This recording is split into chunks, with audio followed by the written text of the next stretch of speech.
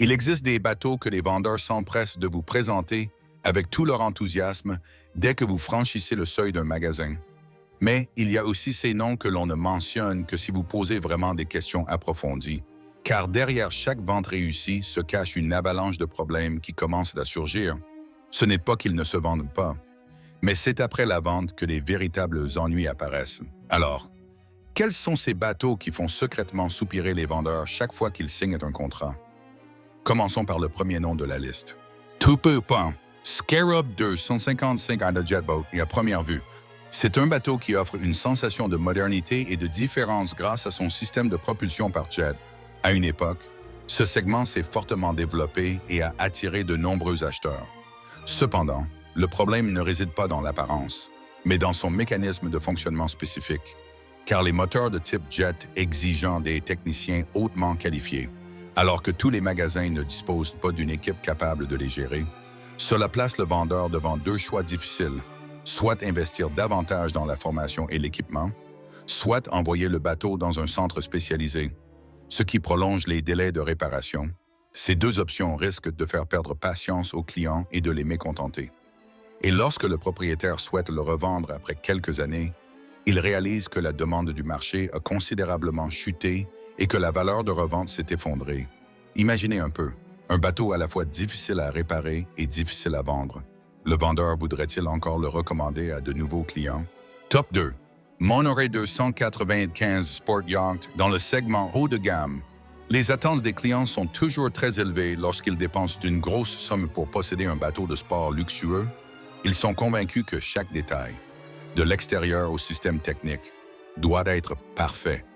Mais la réalité n'est pas toujours ainsi, car de nombreux utilisateurs signalent des problèmes apparaissant après seulement une courte période d'utilisation, tels que des fissures de surface, une corrosion prématurée des pièces métalliques ou de petits défauts électriques répétitifs. Chaque fois qu'un incident survient, le client n'appelle pas le fabricant mais contacte immédiatement le point de vente. Faisant du vendeur celui qui doit supporter toute la pression, il doit organiser les réparations, fournir des explications et faire face à la déception du client. Selon vous, que ressent quelqu'un qui vient de dépenser une fortune et doit constamment emmener son bateau en réparation? Et quel impact cela a-t-il sur la réputation du vendeur? Top 3. Tahoe Digsway de Sportboat dans le segment des prix accessibles.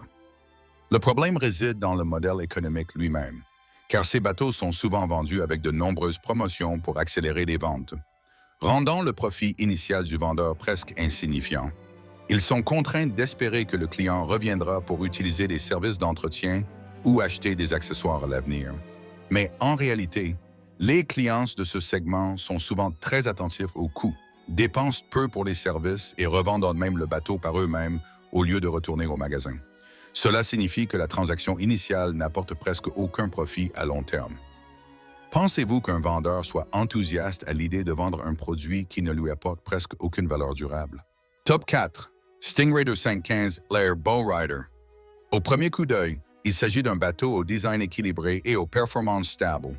Mais le gros problème réside dans le système de motorisation qu'il utilise. Alors que le marché se tourne progressivement vers des moteurs plus faciles à entretenir, ce modèle utilise encore un système de transmission complexe exigeant de nombreuses étapes de maintenance.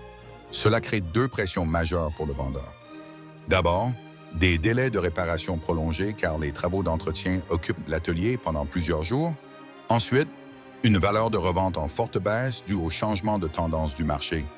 Lorsque le client revient pour passer à un nouveau modèle, le vendeur doit expliquer pourquoi son bateau a perdu de la valeur si rapidement. Pensez-vous que cette conversation soit facile alors que le client lui-même n'avait pas anticipé cela? Top 5. Bayliner V5 Bowrider. C'est l'un des modèles les plus populaires dans le segment abordable. Mais ce prix s'accompagne de limites en termes de qualité de finition.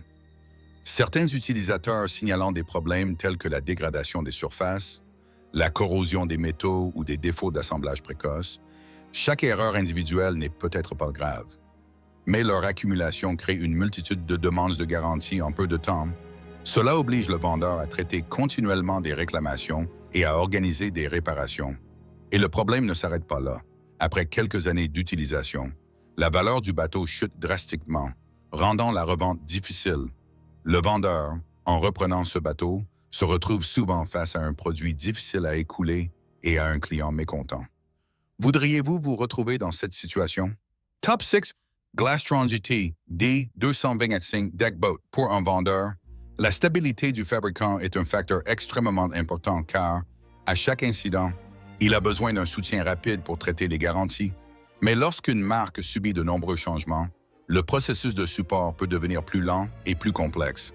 L'approbation des demandes de garantie prend beaucoup de temps et, parfois, les coûts ne sont pas entièrement remboursés, obligeant le vendeur à assumer lui-même la différence.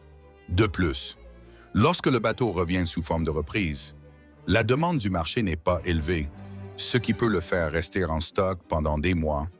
Chaque jour qui passe entraîne des coûts supplémentaires. Pensez-vous qu'un vendeur veuille répéter cette situation plusieurs fois? Top 7. Ranker Crew 5 Rider pour de nombreux amateurs de bateaux de sport. C'était autrefois un nom familier, mais les changements dans le système de distribution ont rendu le support technique plus difficile.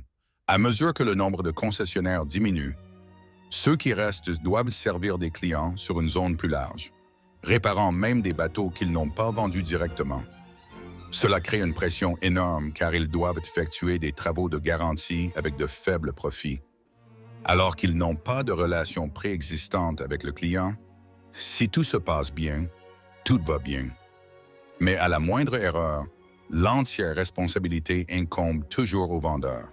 Avec le temps, de telles situations incitent de nombreux magasins à limiter l'importation de ce modèle. Seriez-vous prêt à vendre un produit capable de causer des ennuis aussi durables? En regardant l'ensemble de la liste, le problème n'est pas tant que ces bateaux soient mauvais, mais qu'ils entraînent des complications après la vente, telles que des coûts de garantie, des réparations complexes, une forte dévaluation ou des changements de tendance du marché. Tous ces facteurs peuvent transformer une simple transaction en des années de résolution de problèmes. Si vous trouvez ce contenu utile, abonnez-vous à la chaîne et cliquez sur j'aime pour ne pas manquer les prochaines analyses.